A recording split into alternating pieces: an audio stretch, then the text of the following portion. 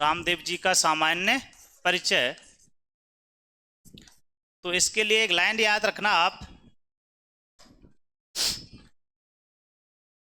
कि नेत्रामीणा, कौन सा मीणा है भाई? नेत्रामीणा आज ऊंट पर बैठकर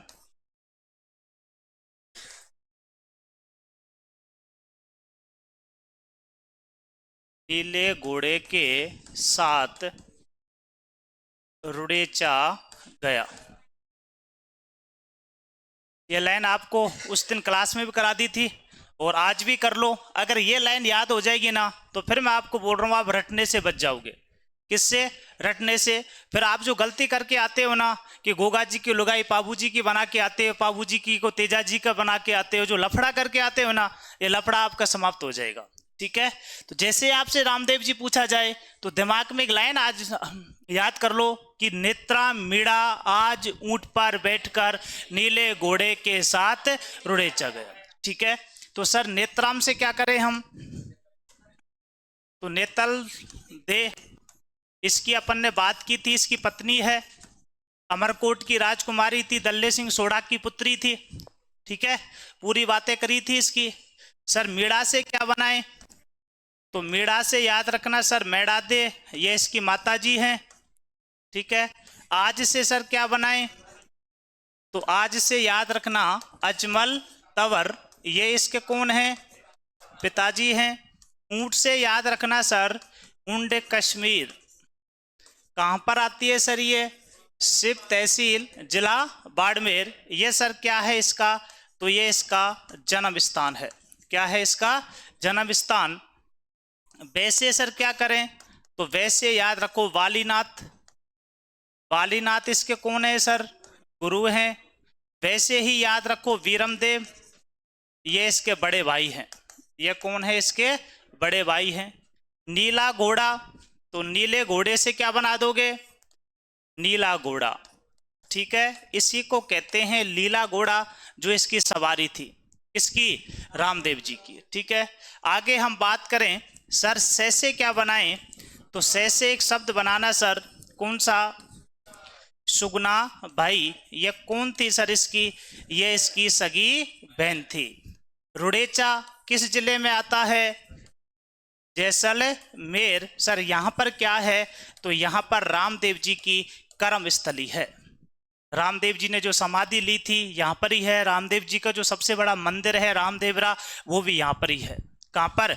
रुड़ेचा के अंदर। अब इतनी सारी जो बातें हैं ना, वो आपको केवल एक लाइन के माध्यम से याद हो रही हैं। ठीक है? जैसे ही रामदेव जी आए, आप याद रखो कि नेत्रामीणा आज ऊंट पर बैठकर नीले घोड़े के साथ रुड़ेचा गया। ठीक है? अब आपसे चाहे इसका माता पूछ ले, पिता पूछ ले, पत्नी पूछ ले, घोड़ा पूछ ले, घोड़ी पूछ ले, जन्म स्थान पूछ ले, चाहे समाधि स्थल पूछ ले, आप कर दोगे? कर दोगे क्या? पक्का? चलो एक बार इस लाइन को जोरदार तरीके से बोलते हैं, फिर इसको नोट करके आगे बढ़ते हैं ना। मैं बोलूंगा नेत्रामीणा, आप बोलना सर आज ऊंट पर बैठकर। मैं कहूंगा नीले घोड़े के साथ, आप कहोगे सर रुड़ेचा गया। सबको याद होना चाहिए क्लास के अंदर। ठीक है? जब तक तोड़ेंगे नहीं इसको, जब तक तोड़ेंगे नहीं, जब तक। तो नेत्रामीणा, नेत्रामीणा नीले घोड़े के साथ, नीले घोड़े के साथ। क्लियर है बात? कोई दिक्कत किसी को? कभी भूलोगे क्या? कभी रटने की जरूरत पड़ेगी क्या? फटाफट आप लिखना स्टार्ट कर दो। पॉइंट लिख दो रामदेव जी का सामान्य परिचय, और फूल पत्ती अगरबत्ती लगा के ना शानदार ढंग से उतार दो एक एक लाइन को। नेतल दे का ध्यान रखना, ये अमरकोट की राजकुमारी थी और ये पुत्री थी दले सिंह सोढ़ा की।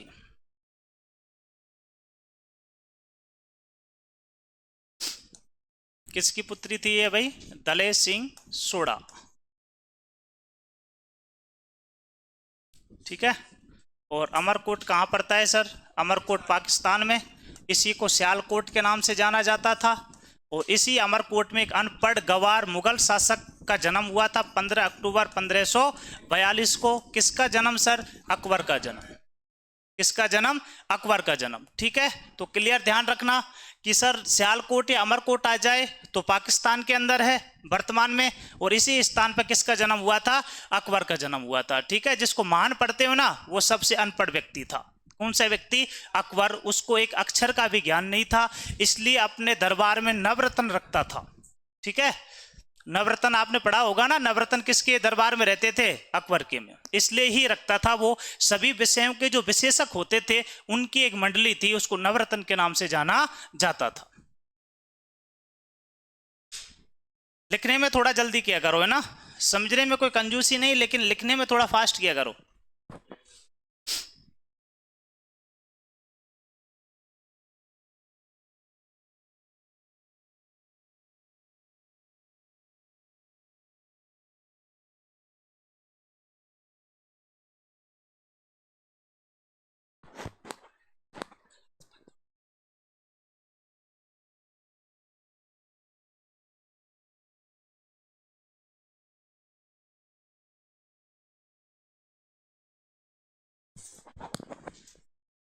लिखा क्या भाई सबने? शिव ये बाड़मेर जिले में आती है, यहाँ पर जन्म स्थान है। शिव तहसील है, जिला बाड़मेर है, और यहाँ पर इसका जन्म हुआ है रामदेव जी का। और शिव के बारे में कल आपको एक बात बताई थी ना, राजस्थान का सबसे कम उम्र का विधायक कौन सा व्यक्ति? रविंद्र सिंह भाटी, जो निर्दलीय लड़ा था, है ना, ध्यान रखना।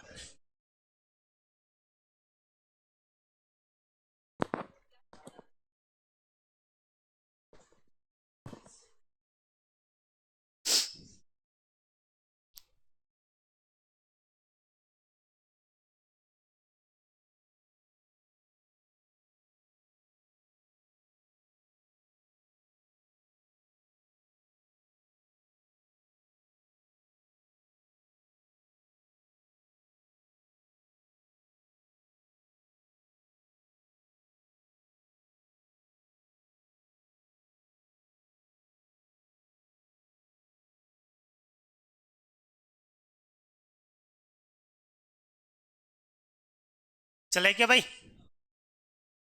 सबने लिख लिया क्या? तो लिखो एक बार जल्दी, फटाफट करो।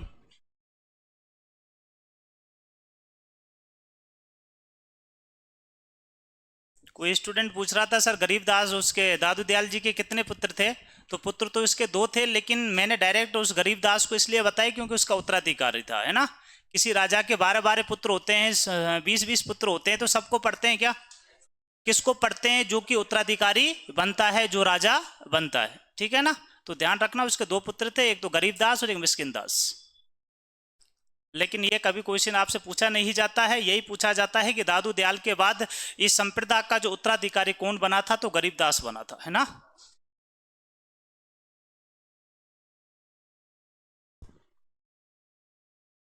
लिखा क्या भाई? अब तो नेक्स्ट चले।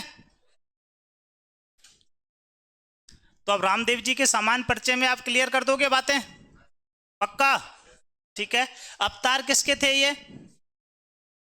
अवतार मैंने आपको बताया था ना, किसके अवतार माने जाते हैं? भगवान श्री कृष्ण के। सर वंशज किसके माने जाते हैं? तो ये वंशज माने जाते हैं किसके? अर्जुन के। ठीक है, अब ये फिर आगे इसमें बात करें रामदेव जी के उपनाम। रामदेव जी के उपनाम, तो ये तो आप सबको पता होगा, नहीं पता है तो आज देख लो, एक एक पॉइंट अभी क्लियर कर देते हैं। इसका पहला नाम आता है राम सा पीर। क्या आता है? राम सा पीर। समझो अब इसको, है ना, क्या नाम आता है?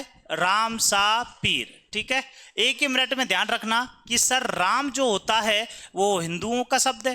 किसका है? हिंदुओं का। तो जो हिंदू लोग हैं वो तो इसको राम के नाम से, और मुस्लिम लोग इसको पीर के नाम से। मुस्लिम लोग पीर और हिंदू लोग राम, इसलिए इसका नाम क्या पड़ा? राम सा पीर। क्या नाम पड़ा? राम सा पीर। क्लियर है बात? तो रटने की जरूरत ही नहीं है। ध्यान रखना सर कि हिंदू लोग इसको राम के नाम से और मुस्लिम लोग इसको पीर के नाम से पूछते हैं, इसलिए इसका नाम क्या पड़ गया? राम सा पीर। क्या नाम पड़ गया? रामसा पीर। ठीक है, दूसरे नाम की बात करें हम तो इसको कहा जाता है रुड़ेचारी धड़ी। क्या कहा जाता है इसको? रुड़ेचारी धड़ी। धड़ी का अर्थ होता है मालिक। धड़ी का अर्थ क्या होता है? मालिक। सर इसको रुड़ेचा का मालिक क्यों कहा जाता है? क्योंकि इसने रुड़ेचा के अंदर ही क्या ली थी? समाधि ली थी। रुड़ेचा के अंदर ही इसका मंदिर बना हुआ है। रुड़ेचा के अंदर ही इसने राम सरोवर तालाब का निर्माण कराया था। किसने? रामदेव जी ने। इसलिए वहां का जो मालिक हुआ, वहां का जो धनी हुआ, वो कौन हुआ सर? रामदेव जी। कौन हुआ?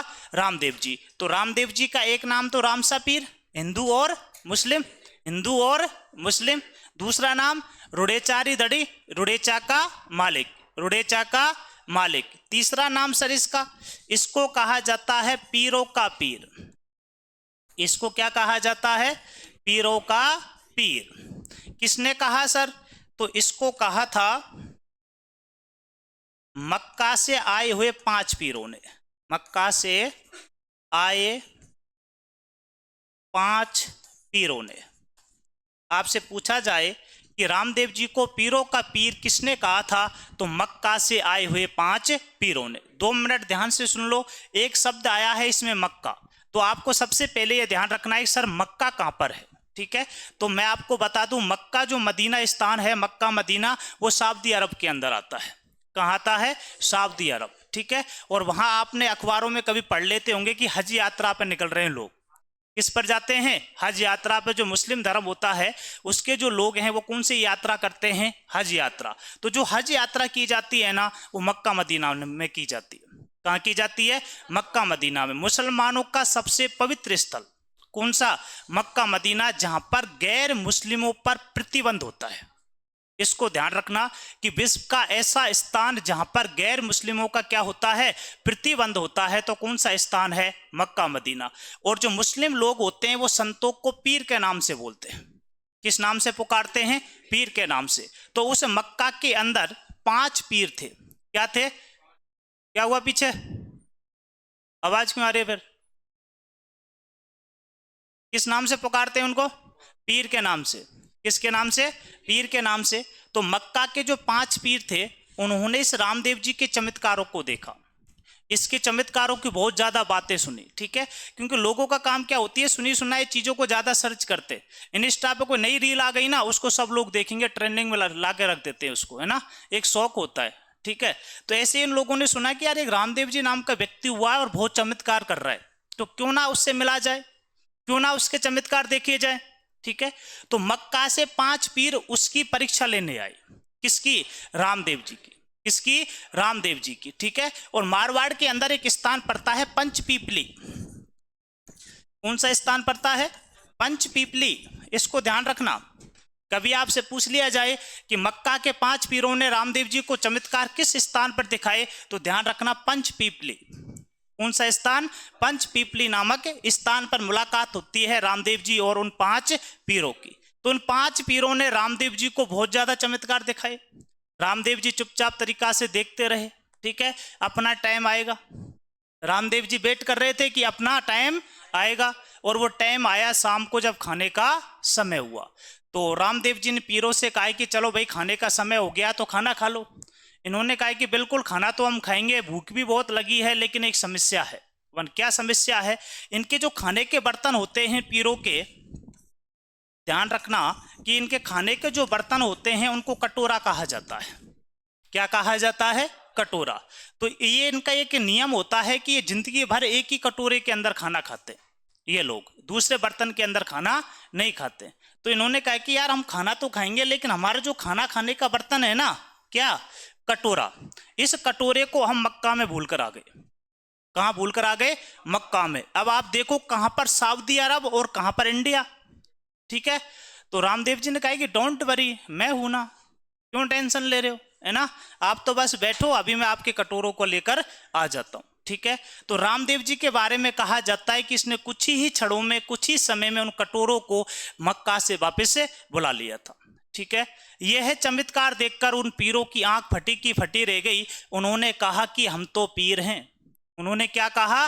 कि हम तो पीर हैं, लेकिन आप तो पीरों के पीर हो। आप तो क्या हो, पीरों के पीर हो। इसलिए रामदेव जी को क्या कहा जाता है, पीरों का पीर कहा जाता है। किसने कहा था सर, मक्का से आए हुए 5 पीरों ने। क्या देखकर, रामदेव जी के चमत्कार देखकर।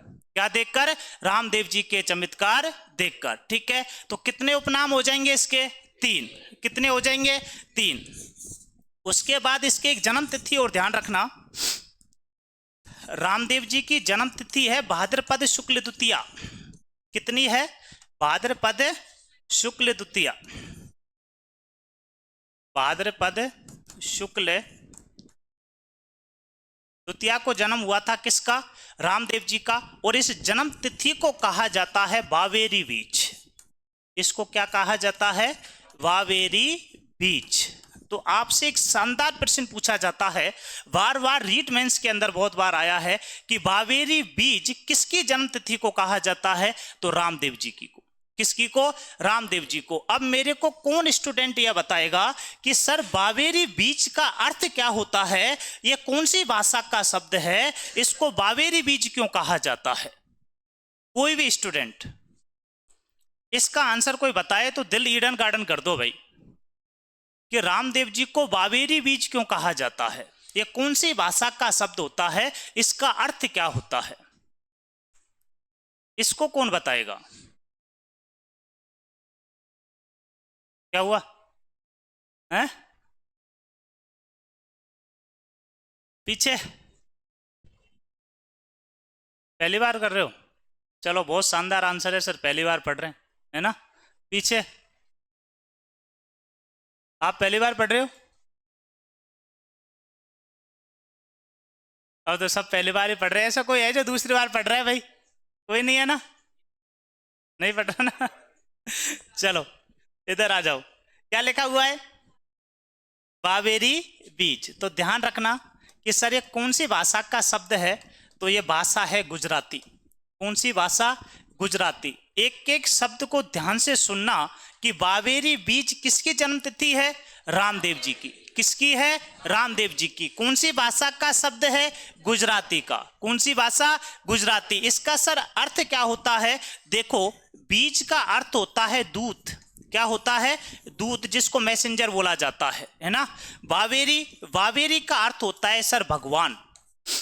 वावेरी का अर्थ क्या होता है, भगवान। और री को अपन एक शब्द के रूप में प्रयोग करते हैं, का, की, के लिए कौन सा शब्द आता है, री शब्द। गुजराती भाषा में जो री होता है उसका अर्थ होता है का, की, के। ठीक है, तो पूरा अर्थ क्या निकला, क्या अर्थ निकला, भगवान का दूत। क्यों सर, क्योंकि हमारे जिसको अभी हमने लिखा है कि अवतार किसका है, किसका अवतार माना जाता है, श्री कृष्ण का। तो आप लोगों को ध्यान रखना होगा कि भगवान श्री कृष्ण का जन्म भी भाद्रपद महीने में हुआ है। कौन से महीने में हुआ है, भाद्रपद महीने में हुआ है। कृष्ण जन्माष्टमी आप लोग सब मनाते हो, कोई लोग फास्ट भी रखते होंगे, व्रत भी रखते होंगे, किसका, कृष्ण जन्माष्टमी का। इसलिए इसको भगवान श्री कृष्ण का अवतार कहा जाता है, क्योंकि श्री कृष्ण का जन्म भी भाद्रपद महीने में और रामदेव जी का जन्म भी भाद्रपद महीने में। तो इसलिए इसको गुजराती भाषा में एक शब्द दिया गया, वावेरी बीज। क्या कहा गया इसको, वावेरी बीज, जिसका अर्थ होता है भगवान का दूत। क्या अर्थ होता है, भगवान का दूत। अब आपसे कोई भी प्रश्न पूछा जाए कि वावेरी बीज किसकी जन्मतिथि है, जोर से बोलो, किसकी जन्मतिथि है, वावेरी बीज कौन सी भाषा का शब्द है, कौन सी भाषा का, इसका अर्थ क्या होता है, क्या अर्थ होता है, भगवान का दूत। सॉल्व दैट, एनी डाउट, लिख लो फटाफट, पॉइंट लिखो ऊपर। ये 2 पॉइंट तो उसमें सामान्य परिचय में ही डाल देना, जो आपने सामान्य परिचय भी लिखा था ना, उसमें 2 पॉइंट और ऐड कर देना, क्योंकि ट्रिक्स के अंदर नहीं बैठ रहे। अवतार श्री कृष्ण का, वंशज अर्जुन का, और उसके बाद लिखना रामदेव जी के उपनाम, रामदेव जी के उपनाम।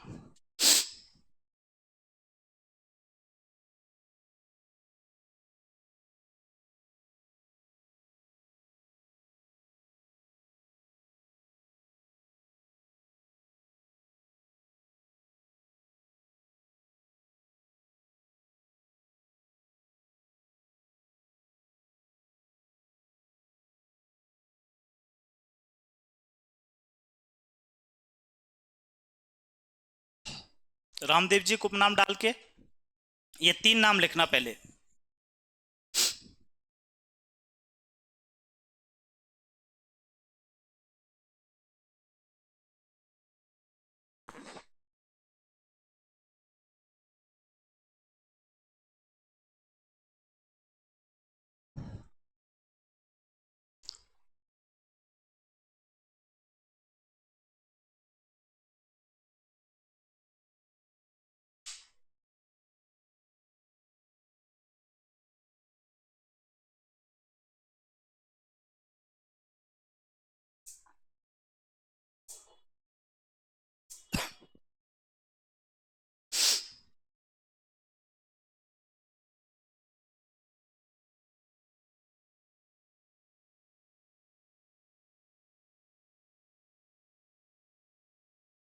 तीन नाम लिख लिए क्या? उसके बाद लिखना जन्म तिथि। जन्म तिथि, जन्म तिथि में लिखना भाद्रपद शुक्ल द्वितीया। भाद्रपद शुक्ल द्वितीया।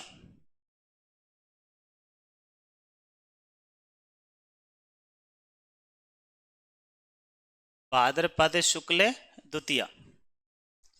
इसके नीचे लिखो इस जन्म तिथि को,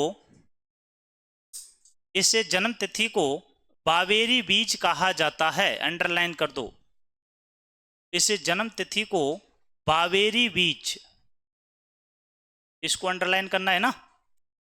इस जन्म तिथि को बावेरी बीज कहा जाता है। यह गुजराती भाषा का शब्द है।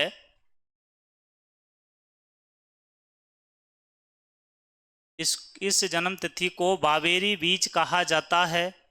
यह गुजराती भाषा का शब्द है जिसका अर्थ होता है भगवान का दूत। जिसका अर्थ होता है भगवान का दूत।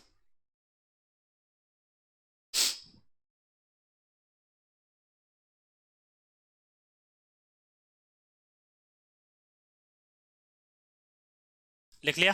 जिसका अर्थ क्या होता है? भगवान का दूत। किसकी जन्म तिथि को बावेरी बीज कहा जाता है? किसकी को? रामदेव जी का जन्म। रामदेव जी का जन्म फटाफट बोलो। भाद्रपद। इसको क्या कहा जाता है? कौन सी भाषा है? कौन सी भाषा? अर्थ क्या होता है? क्या होता है? क्लियर है क्या बात? तो इतनी बातें समझ में आई क्या इसकी? क्लियर है ना? रटना तो नहीं पड़ेगा। कोई भी क्वेश्चन आ जाए उसको छोड़ के मत आना, सीधी सी बात ही है। हमारे सिलेक्शन का जो मेन आधार ये होता है कि हमने जितना पढ़ा, चाहे कम पढ़ो, लेकिन जितना पढ़ा ना वो गलत नहीं होना चाहिए। ठीक है? अगर पढ़े हुए में से आप गलत करके आ रहे हो ना तो निश्चित आप फिर सफल नहीं हो पाओगे। ठीक है? कम पढ़ो लेकिन वो पढ़ो जो आपको हमेशा याद रहे, उसमें से आप कोई गलत क्वेश्चन करके नहीं आए। ठीक है? तो उसको आप ध्यान रखें। आगे चले इसमें फिर, चलो इस कहानी को आगे बढ़ाते हैं। और एक राक्षस आ जाता है। कौन सा राक्षस? भैरव राक्षस। अब बात को सुनना थोड़ा सा, कि अब तक रामदेव जी का जो जन्म था वो उंड कश्मीर के अंदर हुआ। कहां हुआ था? उंड कश्मीर। ठीक है? लेकिन ये जो भैरव राक्षस था ये कहां पर था? कहां पर था? कहां पर था? कहां पर था? पोखरण, है ना? सब यही पढ़ते आ रहे हो आज तक। कहां पर था? हैं? जैसलमेर। जैसलमेर में कौन सा स्थान है? वेरी गुड भाई, एक्सीलेंट आंसर, बहुत बढ़िया। कौन सा स्थान है? सातलमेर। ठीक है? सुपर आंसर दिया है भाई। कौन सा स्थान है अपना? सातलमेर। ठीक है? लेकिन आप लोगों ने आज तक पोखरण ही पढ़ा होगा इसको। ठीक है? वो पोखरण की कहानी क्या है वो मैं आपको बता देता हूं। स्थान कौन सा है? सातलमेर। ये भी जैसलमेर के अंदर ही आता है। ठीक है? इस सातलमेर में राक्षस था कौन सा? भैरव राक्षस। कौन सा? भैरव राक्षस। इसके बारे में आपको पता ही है, ये नरबलि लेता था, इंसानों की हत्या करता था। तो गांव वालों ने मीटिंग करके फिक्स किया कि हम प्रतिदिन आपको एक व्यक्ति आपके भोजन के लिए भेज दिया करेंगे, आपको गांव के अंदर आने की कोई जरूरत नहीं है। तो ये क्या करते थे कि गांव वाले इकट्ठा होकर इसको प्रतिदिन एक एक व्यक्ति भेजा करते थे। ठीक है, इसके जो बुरे काम थे, कुकर्म थे, उसकी जानकारी रामदेव जी को लगी। तो रामदेव जी ने इसको सबक सिखाने के लिए उंड कश्मीर से किस स्थान पर आए रामदेव जी? किस स्थान पर? सातलमेर नामक स्थान पर। ठीक है, और वहां एक बुजुर्ग वृद्ध जो माँ थी उसके पास रहने लग गए, बुजुर्ग महिला के पास रहने लग गए। एक दिन उस बुजुर्ग महिला के पुत्र का नंबर आ गया, किसके पास जाने का? इस राक्षस के पास जाने का। ठीक है, तो उसके पुत्र की जगह कौन सा व्यक्ति जाता है? रामदेव जी। कौन सा व्यक्ति?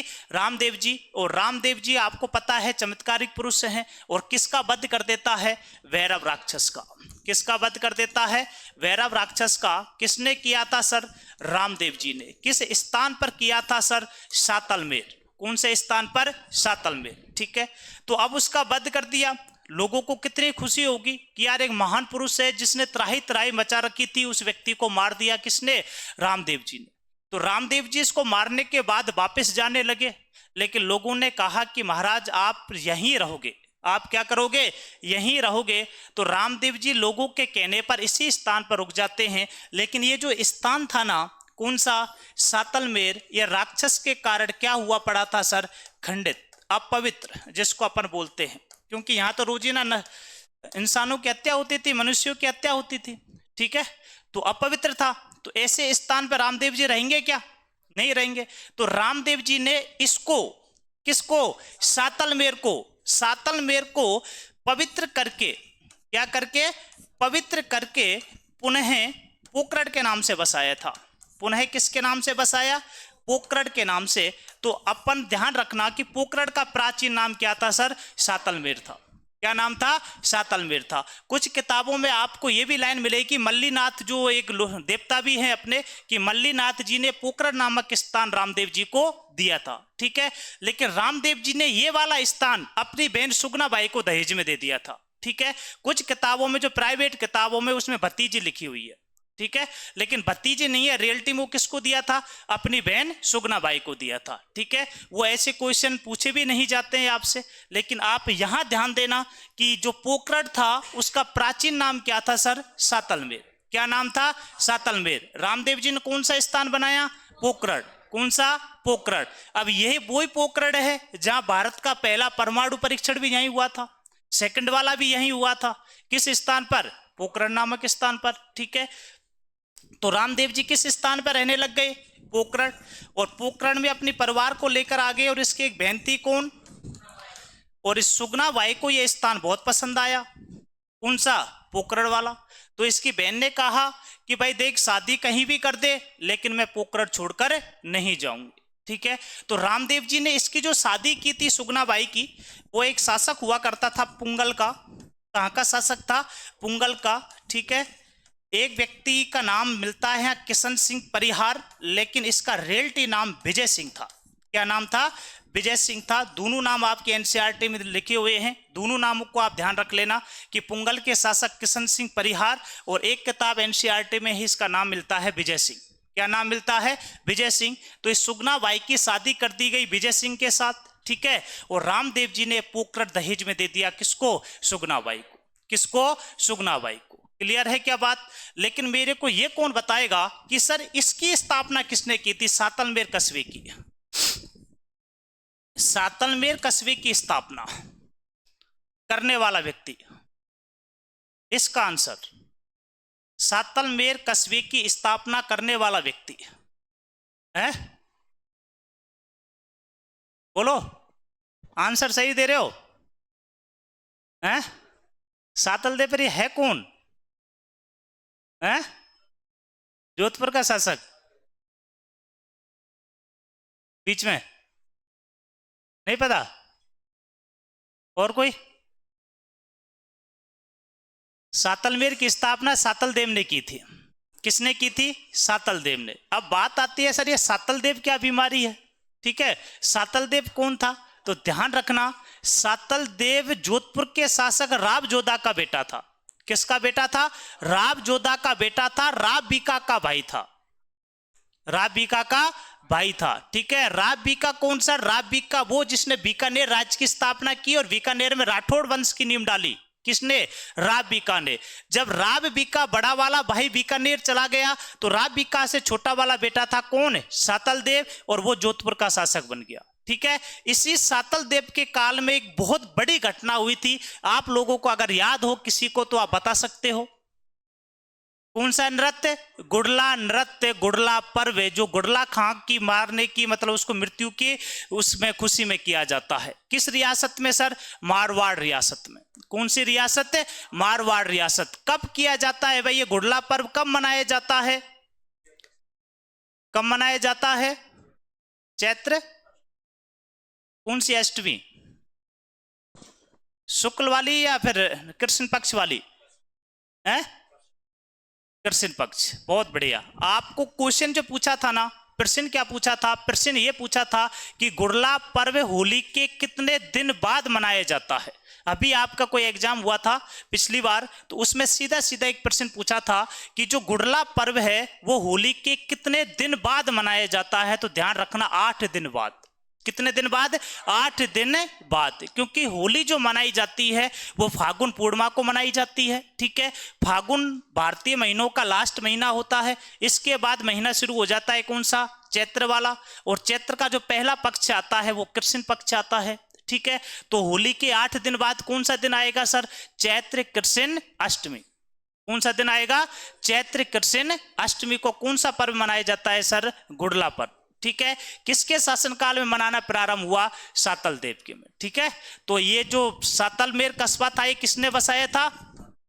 सातल देव ने। सातल देव कौन था सर? राव जोधा का दूसरा पुत्र। ठीक है, और राव बीका का छोटा भाई। राव बीका का भाई कौन सा व्यक्ति? सातल देव। और इसी के काल में एक घटना हुई थी कौन सी वाली सर?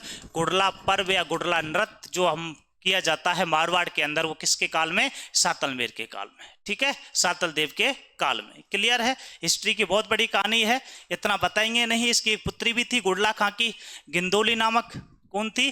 गिंदोली। उसने इस नृत्य को प्रारंभ किया था। इसमें महिलाएं ये करती हैं। महिलाएं क्या करती है? मटके पर गुड़ला खां का चित्र बना लेती हैं। क्या कर लेती हैं? चित्र बना लेती है और उसकी खोपड़ी में छेद करती है।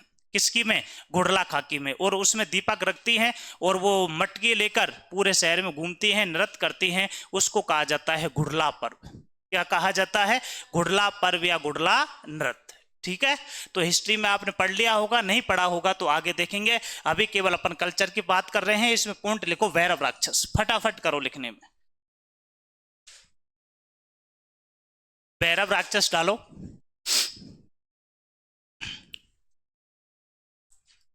भैरव राक्षस डाल के लिखो। इसका वध रामदेव जी ने सातलमेर में किया था।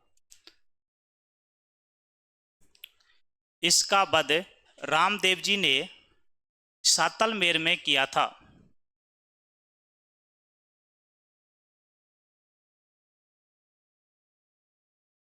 सातलमेर में किया था। लिख लिया? नेक्स्ट लिखो। रामदेव जी ने सातलमेर को रामदेव जी ने सातलमेर को पवित्र करके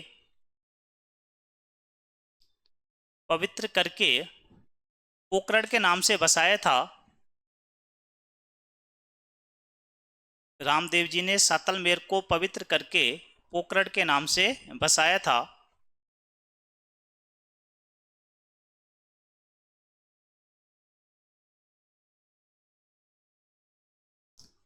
लिख लिया क्या? नीचे नोट लगाओ, नोट डाल के लिखो।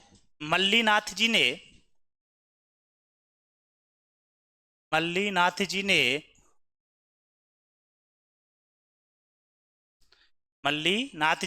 पोकरण की जागीर रामदेव जी को उपहार में दी थी।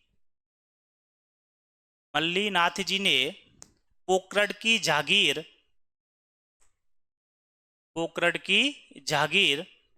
रामदेव जी को उपहार में दी थी।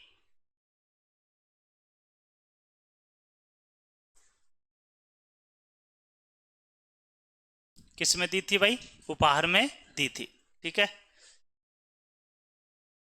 नेक्स्ट पॉइंट लिखो। रामदेव जी ने पोकरण नामक स्थान रामदेव जी ने पोकरण नामक स्थान अपनी बहन सुगना भाई को दहेज में दिया था।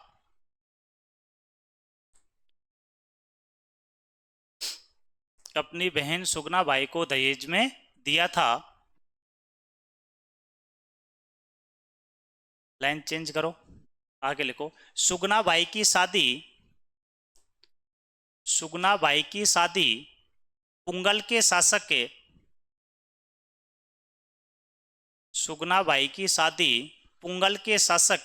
किशन सिंह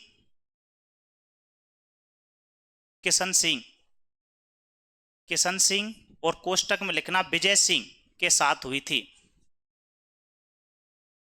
सुगना बाई की शादी पुंगल के शासक किशन सिंह, कोष्टक में विजय सिंह के साथ हुई थी।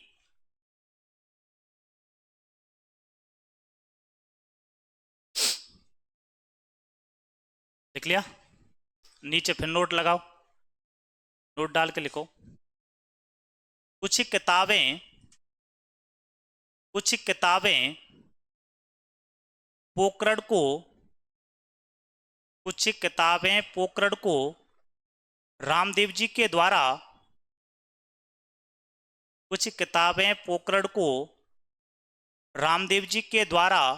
अपनी भतीजी को दहेज में देना बताती हैं।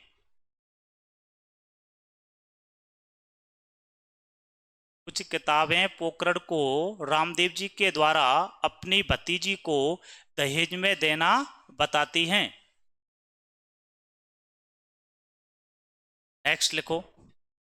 सातलमेर कस्बे की स्थापना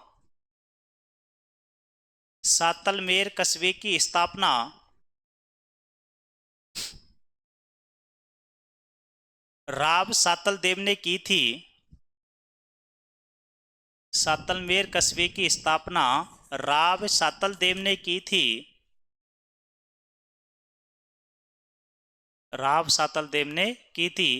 यह राव जोधा के पुत्र और राव बीका के भाई थे। राव जोधा के पुत्र और राव बीका के भाई थे।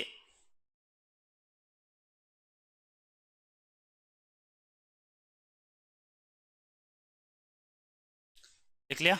एक लाइन और लिख लो इसमें। राव सातलदेव के शासनकाल में मारवाड़ में राव सातलदेव के काल में मारवाड़ में गुड़ला पर्व की शुरुआत हुई थी। किस पर्व की शुरुआत हुई थी भाई? गुड़ला पर्व की शुरुआत हुई थी।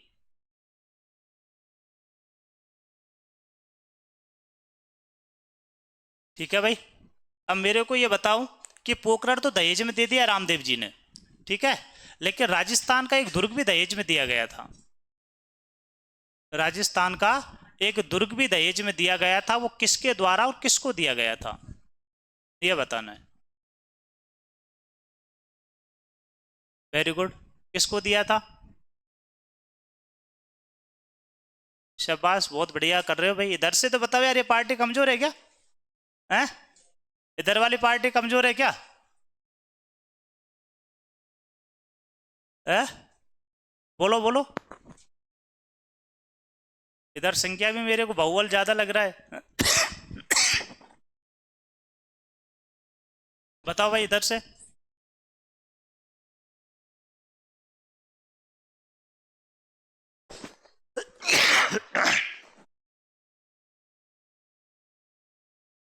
और कोई आंसर दे रहा है क्या भाई कि राजस्थान का कौन सा दुर्ग दहेज में दिया गया था और किसको दिया गया था?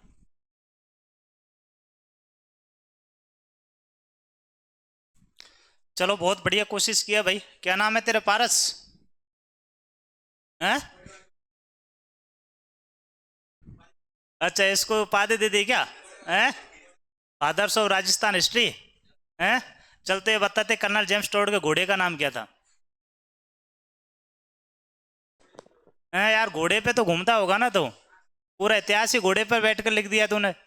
घोड़े वाला बाबा भी कहा जाता है उसको। हैं? चलो, तो कर्नल जेम्स टोड के घोड़े का नाम कौन बताएगा? हैं? यार वाह, वेरी गुड। क्या लठ गाड़ दिया रे तूने तो। हैं? क्या नाम था? जवाड़िया। कर्नल जेम्स टोड के घोड़े का नाम क्या था? जवाड़िया। बहुत बढ़िया आंसर दिया है भाई। ठीक है, लेकिन कर्नल जेम्स टोड ने नहीं दिया, अफसोस की बात यह है, किसी और ने दिया है। ठीक है, आगे चले इसमें अब। तो राजस्थान के दुर्ग की हम बात कर रहे थे, तो वो राजस्थान का एक दुर्ग है मंडोर। कौन सा दुर्ग है? मंडोर। इसी मंडोर को कहा जाता है मंड्यापुर। क्या कहा जाता है इसको? मंड्यापुर। कहां पर है सर? जोधपुर में। पहले जोधपुर के शासकों की जो राजधानी हुआ करता था वो मंडोरी हुआ करता था। क्या हुआ करता था? मंडोरी। तो इस मंडोर पर प्राचीन काल में गुजर प्रतिहार रहा करते थे। कौन रहा करते थे? गुजर प्रतिहार। और गुजर प्रतिहारों का एक शासक हुआ था इसमें, इंदा प्रतिहार नाम का। कौन सा व्यक्ति? इंदा प्रतिहार। और इंदा प्रतिहार की एक पुत्री हुई थी, उस पुत्री का नाम था सर किशोरी देवी। क्या नाम था? किशोरी देवी। लेकिन डॉन होने के कारण उसको लाला देवी भी कहा जाता था। क्या कहा जाता था उसको? लाला देवी भी कहा जाता था। ठीक है, थोड़ा ऐसे रहती थी आदमियों की तरह, जेंस वेंस पहन के और यूं करके और यूं, है ना, इसलिए उसको क्या कहा जाता था? लाला देवी, है ना। किशोरी देवी और लाला देवी किसकी पुत्री है? डॉटर ऑफ किसकी है? इंदा प्रतिहार की। इंदा प्रतिहार कहां पर है? मंडोर दुर्ग। ठीक है, मंडोर दुर्ग जोधपुर में आता है, लेकिन उस समय जोधपुर नहीं था। उस समय जोधपुर नहीं था, क्योंकि जोधपुर की स्थापना तो 1459 में रावजोधा के द्वारा हुई है। कब हुई है? 1459 में। तो उस समय जो राठौड़ थे ना, इधर पश्चिम राजस्थान की तरफ एक राजवंश धीरे धीरे अपने कदम आगे बढ़ा रहा था, पाली वाले क्षेत्र में। किस क्षेत्र में? पाली वाले क्षेत्र में। और पाली के अंदर एक गांव आता था, विठू गांव। कौन सा गांव? विठू गांव। वहां पर मारवाड़ के अंदर एक राजवंश आया था। कौन सा? राठौड़ राजवंश। कौन सा राजवंश? राठौड़ राजवंश। और यहां का एक शासक था उस समय, रावचुंडा। कौन सा व्यक्ति? रावचुंडा। राणा मत कर देना, अगर आपने राणा कर दिया तो आप मेवाड़ में पहुंच गए। कहां पहुंच जाओगे? मेवाड़ में। कौन सा व्यक्ति है? रावचुंडा। तो इस रावचुंडा की शादी हुई थी किसके साथ? किशोरी देवी के साथ या लाला देवी के साथ। और इंदा प्रतिहार ने कौन सा दुर्ग दहेज में दिया था? मंडोर दुर्ग। कौन सा दुर्ग है? मंडोर दुर्ग। तो ध्यान रखना, राजस्थान के दो स्थान जो दहेज में दिए गए, एक तो पोखरण था जो रामदेव जी ने अपनी बहन को दिया था, और उसके बाद इंदा प्रतिहार ने अपनी पुत्री किशोरी देवी या लाला देवी को एक दुर्ग दहेज में दिया था। कौन सा? मंडोर वाला। किसको दिया था?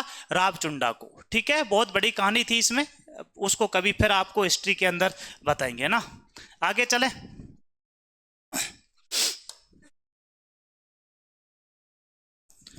तो रामदेव जी की बात कर रहे हैं अपन। तो रामदेव जी अब तक पोखरण आ गए हैं।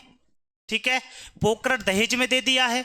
ठीक है, तो हमारे जो एक रीति रिवाज होती है, हमारे जो बुजुर्ग लोग होते हैं, आपने कभी परिवार में देखा हो, जो हमारे दादा हैं, हमारे पिताजी अगर पुराने जमाने से हैं, तो आप देखते होंगे अपनी बहन बेटी के घर पर जब जाते हैं ना, उनकी ससुराल में जब जाते हैं तो वहां का पानी तक नहीं पीते हैं।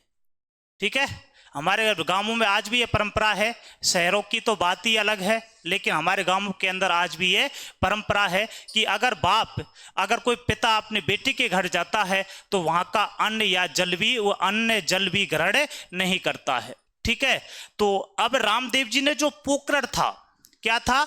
जो पोखरण था वो दहेज में दे दिया। किसको? सुगना बाई को।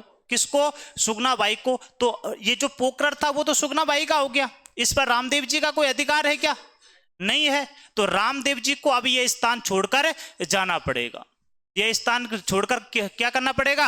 जाना पड़ेगा। और रामदेव जी चल दिए हैं भाई, राहों के मुसाफिर फिर चल दिए हैं। और अब अगला पड़ाव जो आएगा, वो पड़ाव सर कौन सा आएगा? राम जाने कौन सा आएगा। एक वृक्ष था, दोपहर का समय था, और रामदेव जी एक वृक्ष के नीचे आराम कर रहे थे। कौन से व्यक्ति? अपने बाबा रामदेव। कौन से व्यक्ति? बाबा रामदेव। वो बाबा रामदेव नहीं जो लुगाइयों के कपड़े पहनकर 9-2-11 होते हैं ना, वो पतंजलि वाले बाबा हैं। वो कौन से बाबा हैं? पतंजलि वाले। और ये अपने लोक देवता रामदेव जी हैं। ठीक है, तो रामदेव जी एक वृक्ष के नीचे क्या कर रहे थे? आराम कर रहे थे। दोपहर का समय था, ठीक है, सो रहे थे, थोड़ा बहुत अपना टाइम गुजार रहे थे। उसी समय घटना होती है कि एक लड़की रोती हुई किसके पास आती है सर? रामदेव जी के पास। कैसे आती है सर? रोती हुई, ठीक है। और हमारी इंसानियत कहती है कि अगर कोई व्यक्ति हमारे सामने रो रहा है तो हमारा पहला धर्म आता है उसके रोने के कारण पूछने का, ठीक है। लेकिन आजकल ये परंपरा बदल गई है। अगर आप कोई अप्रिय घटना देख रहे हो या कहीं कोई बुरा हो रहा है तो हम उसकी मदद नहीं करते हैं। आजकल हम केवल वीडियोग्राफी का काम करते हैं। क्या करते हैं? वीडियोग्राफी का काम करते हैं। आपने कितनी घटनाएं ऐसी देखी होंगी। मेरे को घटना याद आती है एमपी वाली, ठीक है। एक 8 साल की बच्ची जिसको 12 दरिंदों ने गली गली में जा जाके पकड़ा और उसके अंगों को छत विछत कर दिया, लेकिन लोग केवल मूक बधिर होकर उसकी वीडियोग्राफी करते रहे, ठीक है। किसी भी मर्द की औकात ये नहीं रही कि उस वीडियोग्राफी को रोककर उस बच्ची को बचाया जा सके। जब आप वीडियोग्राफी कर सकते हो तो क्यों ना उसको बचाया जा सकता था। किसी बेटी की जिंदगी को खराब होने से बचाया जा सकता था, उसको एक जिंदगी मिल सकती थी। लेकिन आजकल हमारी जो इंसानियत है वो केवल और केवल सोशल मीडिया तक आ गई। कहां तक आ गई है? सोशल मीडिया तक। हम ऐसी वीडियोग्राफी करके साबित क्या करना चाहते हैं? क्या दिखाना चाहते हैं लोगों को? कि हम नामर्द हो चुके हैं, हमारे अंदर इंसानियत नहीं है, हमारे अंदर अब कोई धर्म नहीं है, हमारा कोई फर्ज नहीं है ना। तो इंसानियत पहले बहुत थी, अभी भी कुछ लोगों में है, लेकिन ये ज्यादातर इंसानियत धीरे धीरे खत्म हो रही है क्योंकि हम एक सोशल मीडिया के शिकार होते जा रहे हैं। नई नई रील्स देख रहे हैं दिन भर, ठीक है। एक बार रील्स के अंदर घुस गए तो 10, 20, 15 मिनट, 1 घंटे का तो पता ही नहीं लगता है कि कब खराब कर दिया, है ना।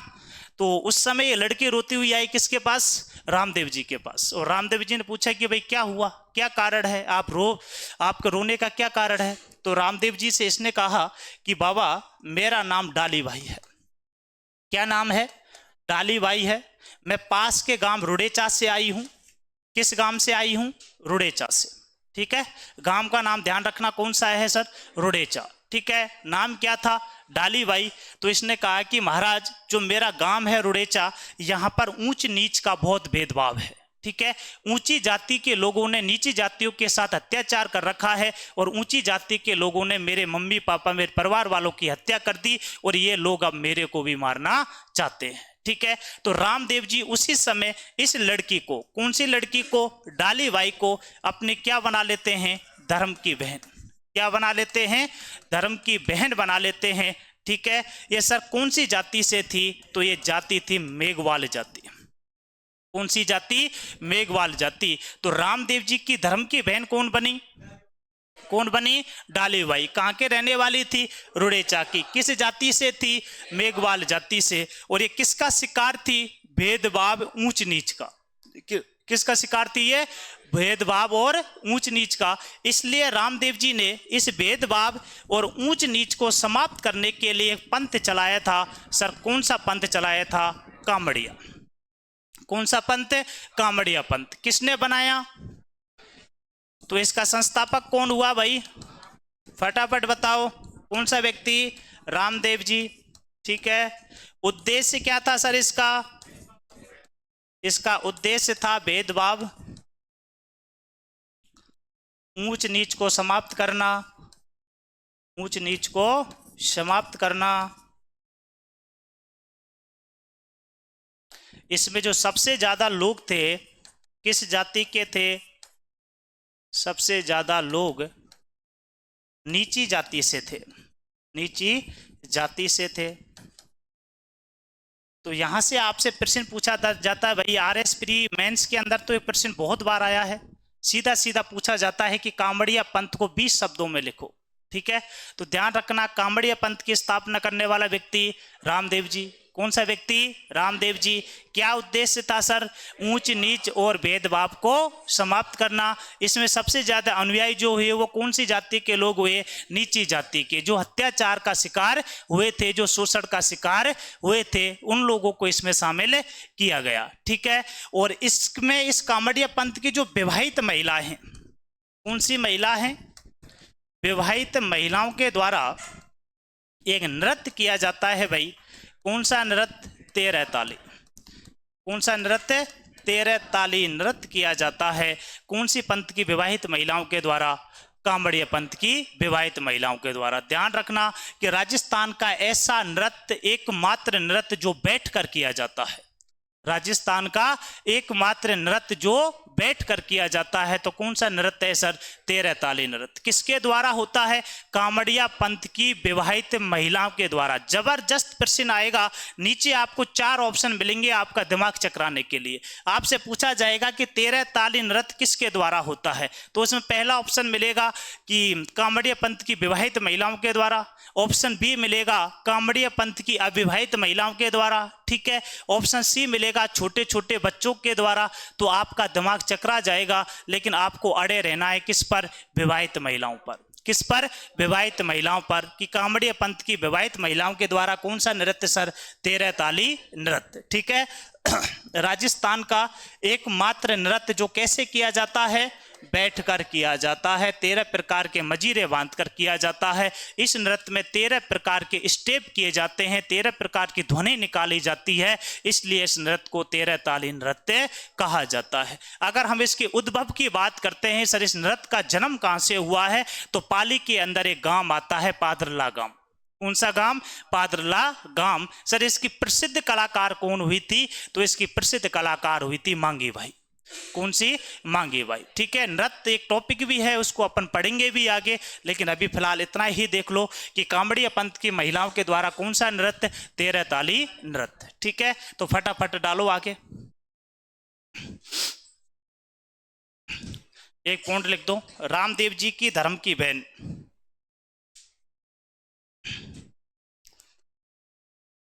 रामदेव जी की धर्म की बहन, तो उसके सामने लिखना डाली भाई।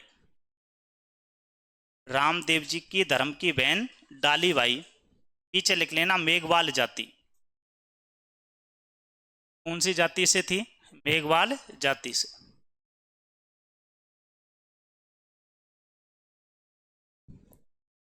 लिख लिया क्या? फिर पॉइंट लिखो कांवड़िया पंथ, पॉइंट डालो कांवड़िया पंथ। कांवड़िया पंथ डाल दिया। अब ये पॉइंट लिखो, संस्थापक रामदेव जी, कांवड़िया पंथ संस्थापक रामदेव जी। उद्देश्य भेदभाव और ऊंच नीच को समाप्त करना। पॉइंट टू पॉइंट, संस्थापक रामदेव जी, उद्देश्य भेदभाव और ऊंच नीच को समाप्त करना।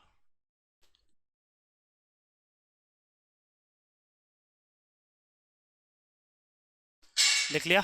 आगे लिखो, इस पंथ में सर्वाधिक लोग,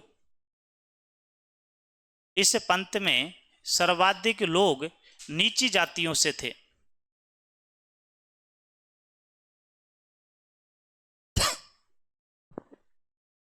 इस पंथ में सर्वाधिक लोग नीची जातियों से थे। फिर नीचे लिखो पॉइंट नृत्य, नृत्य डालो, नृत्य, नृत्य में लिखना 13 ताली नृत्य, 13 ताली नृत्य, 13 ताली नृत्य डाल दिया। इसमें लिखो कांवड़िया पंथ की विवाहित महिलाओं के द्वारा किया जाता है। कांवड़िया पंथ की विवाहित महिलाओं के द्वारा किया जाता है।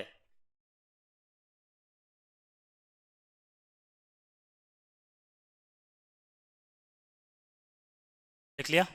नीचे इसमें नोट लगा दो, नोट लगा के देख दो। इसमें राजस्थान का एकमात्र नृत्य जो बैठकर किया जाता है, राजस्थान का एकमात्र नृत्य जो बैठकर किया जाता है।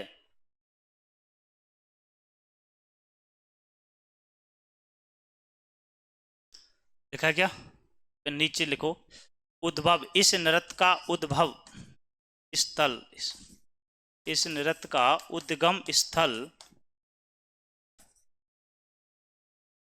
इसमें लिखो पादरला गांव पाली।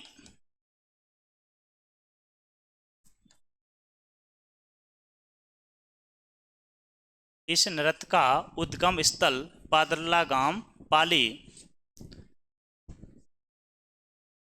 इस नृत्य का उद्गम स्थल पादरला गांव पाली।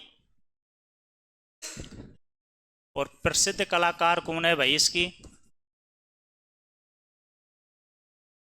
प्रसिद्ध कलाकार है इसकी मांगी बाई।